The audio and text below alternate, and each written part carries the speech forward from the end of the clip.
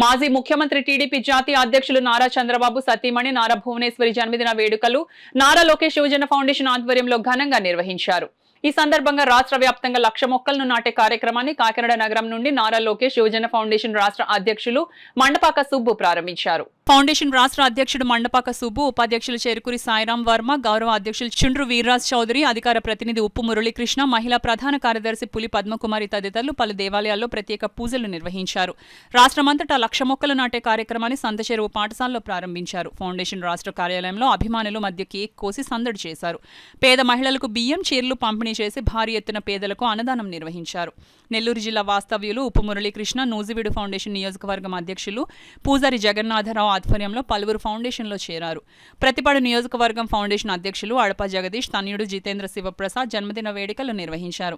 ఈ కార్యక్రమంలో Mandapaka Veera Venkata Satyanarayana, auto union president Ramana, Adapa Jagadish, Mandapaka Nagababu, Vanimsetti Subbarao, Karri Veerababu, Mylavaram నియోజకవర్గ అధ్యక్షులు పూల సాయి కిరణ్, నూజివీడు నియోజకవర్గం అధ్యక్షులు పూజారి Jagannatharao, Battula Prasad, Balaji Cheruvu center auto union Polisetti Boorayya, circle foundation సభ్యులు, టీడీపీ కార్యకర్తలు పాల్గొన్నారు. సీతా మహాలక్ష్మిల మరి ఆనాడు పోరాడి నిజం గెలవాలని మరి ఆవిడ చేసిన తీరు చాలా అమోఘము.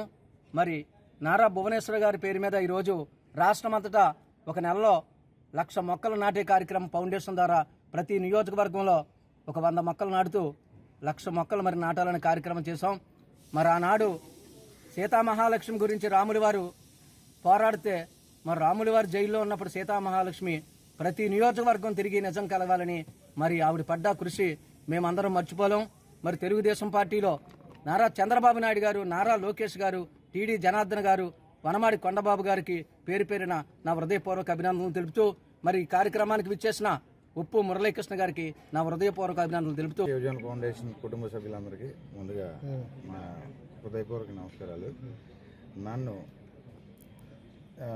రాష్ట్ర అధికార ప్రతినిధిగా ప్రకటించిన సుబ్బు అన్న గారికి కృతజ్ఞతలు తెలియజేసుకుంటూ